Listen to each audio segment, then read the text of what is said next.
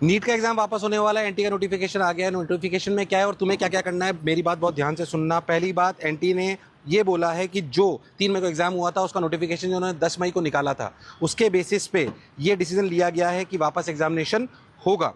दूसरे पॉइंट में जो उन्होंने बोला है कि ये पूरा का पूरा जो इन्वेस्टिगेशन है ये सीबीआई को दे दिया गया है, सेंट्रल गवर्नमेंट ने ये बोला है और उसमें एनटी अपना पूरा पूरा सहयोग करेगी। ये बच्चों के, तीसरा पॉइंट बोला गया है, बच्चों के हित में निर्णय लिया गया है, तो फैमिलीज किसी को भी पैनिक आने की जरूरत नहीं है।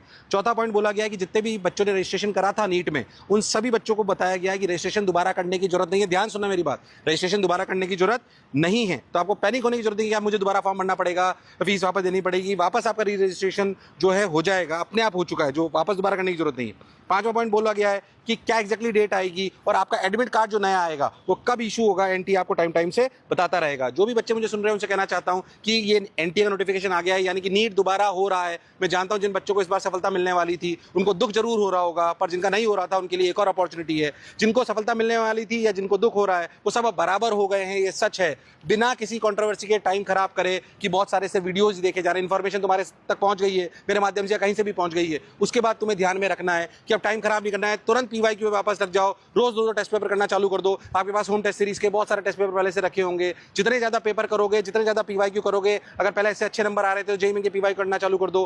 पर अपनी मनस्थिति खराब करके अपने आने वाला पेपर खराब नहीं करोगे, किसी को ब्लेम करने के लिए कि मेरा पहला पेपर अच्छा गया, इसको ब्लेम की तरह मत ले लेना। ये एक अपॉर्चुनिटी है तुम्हारे पास, डॉक्टर बनने का सपना अगर तुम्हारा अधूरा रह गया था तो तुम वापस पूरा कर सकते हो। तो कहना चाहता हूं, लिख दो कमेंट्स में कि नहीं सर, हम पूरी तैयारी करेंगे, अपनी मनस्थिति खराब नहीं होने देंगे, चाहे कुछ भी हो, कौन सही हो कौन गलत है, एनटीए सही था, किसने चुराया, क्या हुआ, सरकार को क्या करना चाहिए था, किसी के दूसरों के कर्तव्यों के लिए हम अपने आप को दोषी बना ले, ये गलत बात है। आज हमारा कर्तव्य है कि हम नीट को दोबारा उसी शिद्दत के साथ देंगे जिसकी तैयारी हम पिछले 1 साल 2 साल से कर रहे थे। तो वादा करो कि हाँ सर, अब अपना टाइम हम किसी भी बात पे खराब नहीं करेंगे, ना हम एनटीए को दोष देने की बात करेंगे, ना किसी और को दोष देने की बात करेंगे। अब हम पूरी कर्तव्यता के साथ वापस जुट जाएंगे और नीट के एग्जाम को फोड़कर आएंगे और डॉक्टर बनने का सपना अपना पूरा करेंगे। तो मेहनत में जुट जाओ, अपनी मनस्थिति को अच्छी करो, क्योंकि इस समय पे जिसने अपनी मनस्थिति अच्छी कर ली वो वास्तविकता में सेलेक्ट हो जाएगा। आशा करता हूं मेरी बात याद रहोगे, तुरंत जुट जाओगे। हम हमारे बच्चों के लिए भी इमोशन के लिए हम क्या करने वाले हैं, क्या वापस क्लासेस लगेगी, क्या टेस्ट होंगे, कैसे टेस्ट वापस मिलने वाले हैं, ये सब कुछ वापस होने वाला है। आपके पास कल तक पूरा अपडेट